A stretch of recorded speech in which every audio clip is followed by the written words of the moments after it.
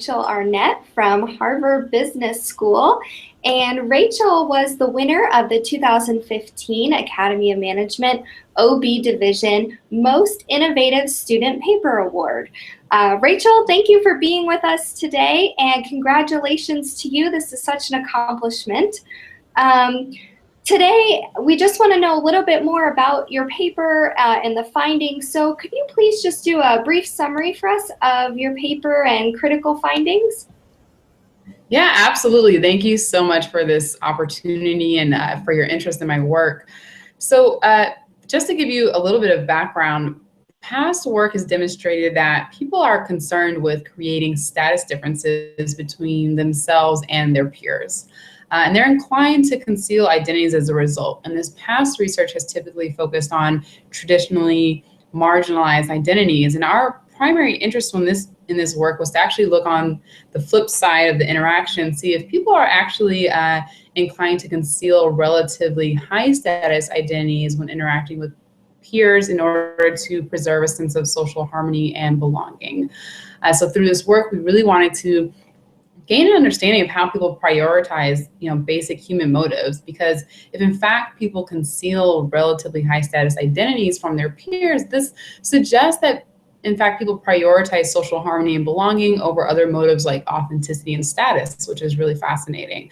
And we found support for this notion across our studies that social harmony really does seem to take precedent. So what we did is that we had participants decide whether or not to conceal an identity from a peer during an interaction.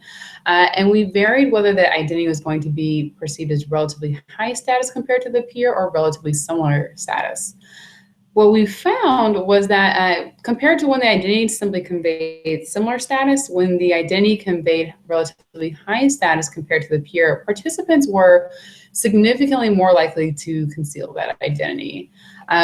So we found support for this basic hypothesis, and then we wanted to dig deeper and sort of understand why this was happening. And so we tested mediators, and we found that individuals conceal in order to mitigate a whole host of interpersonal threats. So these include threats to the self, such as fears that they'll be perceived as cold or resented by their peers. But it also includes not just threats to the self, but also threats to others potentially, concerns that by revealing this identity, I might make others feel stigmatized or devalued. And also threats to this basic idea of, can we get along? Do we have enough in common, whether it be hobbies or interests or what have you, that we can actually develop a relationship here? And introducing status differences can bring that into question. So people were also taking this threat to belonging seriously and deciding to conceal as a result. And so all of these threats were motivating this behavior. So having gotten a sense of, people do conceal relatively high status identities and interpersonal threats as a motivator for that, we then went on to, in a second study, test an alternative explanation that maybe people simply conceal due to concerns with perceived self-promotion. So what we did is we eliminated the potential to be perceived as self-promoting by allowing a third party to disclose on the person's behalf. So the participant couldn't be blamed for or they couldn't be held accountable for their disclosure. And what we found is that participants were just as likely to conceal in this scenario as when they were held accountable by their interaction partner, suggesting that concerns with self-promotion were not the only thing underlying this high status concealment. And then in the final study, we showed that this propensity to disclose more when an identity conveys relatively high status carries over into professional contexts, whether it be everyday work settings or, high stakes settings where there's actually a lot of advantages to having high status because there's a specific opportunity that you're interested in gaining, and that status can make you seem more qualified for. So this all came together in support of our general notion that across a variety of situations, people are really concerned with preserving social harmony among their peers and colleagues, and they're willing to pay perhaps at personal costs in terms of concealing their status in order to preserve social harmony. Those findings are fascinating, and thank you so much for sharing. I'm sure there are several implications that this research has for the workplace, for employees and for organizations. What kind of practical implications do you think your paper holds? Yeah, that's a great question. I get really excited actually talking about the practical implications of this work. So, one practical implication is that it can actually potentially be used to garner support for organizational inclusion efforts. So, you think about organizations are increasingly interested in developing a climate for inclusion such that employees can feel accepted and valued for their authentic selves, right? Uh, but inclusion policies have a tendency to be associated with lower status identity groups.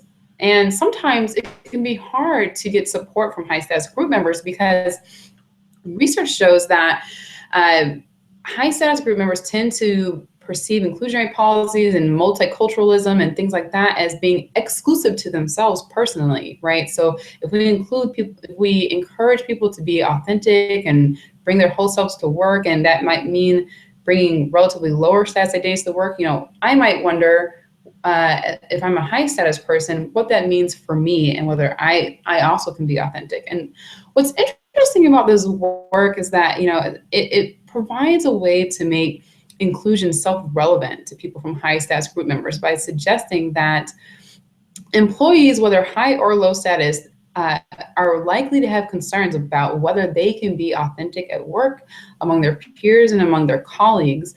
And by showing that this is a relevant concern for high status group members, I kind of hope that this work can actually be shown to have relevance for promoting inclusion policies, and by getting the support of high status group members, you actually get the support perhaps of people who have more influence in the organization and can actually help make the difference between whether inclusionary policies are successful or not. Well, thank you so much. I can imagine several future directions and this research being really applicable to organizations as they move forward with their diversity policies. So thank you for sharing with us. Congratulations to you again on winning this award. We really appreciate having a little bit of insight from the author. Thanks so much for having me. I really appreciate it. All right. Thanks, Rachel.